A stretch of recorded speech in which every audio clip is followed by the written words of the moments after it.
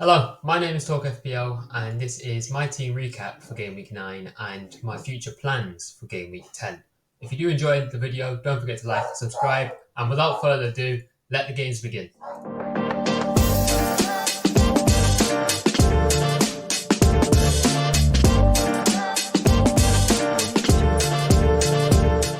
Starting off with my team, I managed to get 81 points this game week and take myself to an overall rank of 4,077 in the world.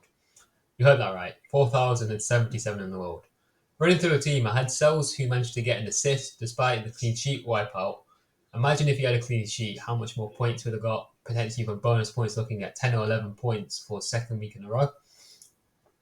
Mikalenko and Vandenberg both did get a clean sheet wipeout. Mikalenko I sort of expected, and Vandenberg I didn't actually expect Ipswich to score, let alone score 3. Rico Lewis finally gets a clean sheet. Owning a City defender has been painful. It's their first clean sheet since game week 1 when they played Chelsea. In midfield, Rodgers was the only blank and the only blank out of the attacking 7. He did blank in Villa's trip at Bournemouth. The transfers in, Salah and Palmer did work wonders, scoring a goal apiece, and Mbeumo, the first differential on this series, scoring 15 points as he took a brace to beat Ipswich 4-3. A very crucial one in the 90 plus 6 minute. Up front, we look similar. Wisa, another transfer in, 10 points after a goal and a shot that led to a goal, got put down as an own goal. I do believe it is a goal, but we move on. It's a difference of 1 or 2 point swing. Haaland, another Haaland disappointment. My captain again, a lot of people's triple captain. And he only got a goal in the trip to Southampton as City only managed to win 1-0 at the Etihad as well, which was very shocking to me. I expected City to go out there, win 4-5-0. Southampton didn't play the most attractive style of football in terms of one to actually hold out or 1-0 win, but they did actually cause City some problems, and that is something to look at. Maybe City defensively aren't as strong as some people think. Despite even the lack of clean sheets, I think there is still more to it on how they defend and the mistakes they do make. Chris Wood, 2 goals. I cannot stress enough how good I think Wood is. I've had him for like 8 or 9 successive game weeks now, this season obviously, and I had him for the last 2 or 3 last season. He's proven striker, he's got a great conversion rate, and I really see the appeal. I've seen the appeal since he was owned by 3% and everyone else owned Muniz. So the differentials I've had long lasting and that I'm willing to help walk towards is the 3 premiums, having Wisa, having Wood. The bench, however, thankfully for me, was all in blanks. I had my bench goalkeeper, who's a 4 million dud, won't play. I had Semenyo and Gabriel going off injured, providing a point, and Semenyo getting a point in the trip to Villa, despite a late equaliser, which I feared he might have something to do with. Last on the bench was Greaves, who was injured and was a 4 million dud anyway and wasn't going to play. My team for this week has been phenomenal, although I have had a sporadic tendency to get a very good week followed by a very bad week. So will it be 40 points incoming? I'm trying to avoid that. Now on to the next section of our video, which will include our strategy section, one part in this video and one part in the team selection video later this week. This time we have a keep or sell Haaland.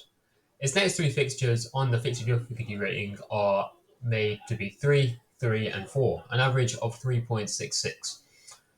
Now to me, I don't see these fixtures for Haaland as a player and the system they're playing as bad. First of all, we are going to reflect on his poor performance against Southampton, having 3 big chances missed, a goal from 8 shots with 4 on target, and a massive 2.33 expected goals. Haaland has only put up those numbers once before in a Man City shirt.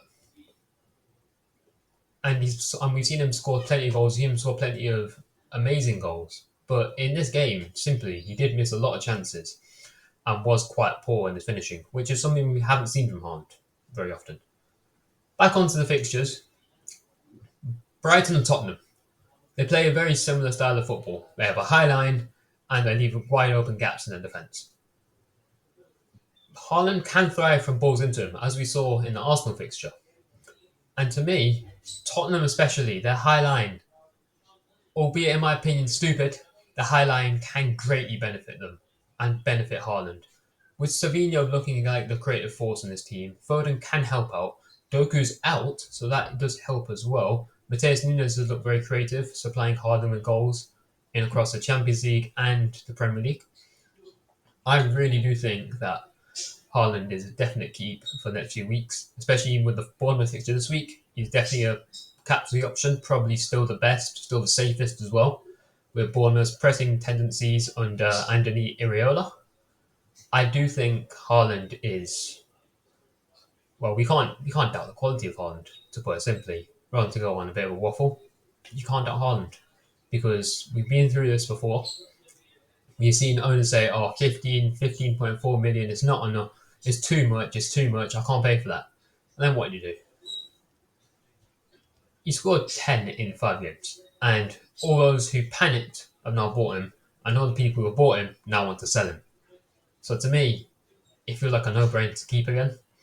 With the 3 fixtures that aren't what they seem according to the fixture difficulty rating and what we saw put up in that game against Southampton, do you want to sell a player, first of all, who's going to put up those numbers consistently and put up those numbers in a game against a side who did not play completely out there, who did actually come up back a bit, try and defend, against a side like Bournemouth, Brighton, and Tottenham, whose defensive structure are going to be, dare I say it, weaker given their more aspirational teams, bigger targets.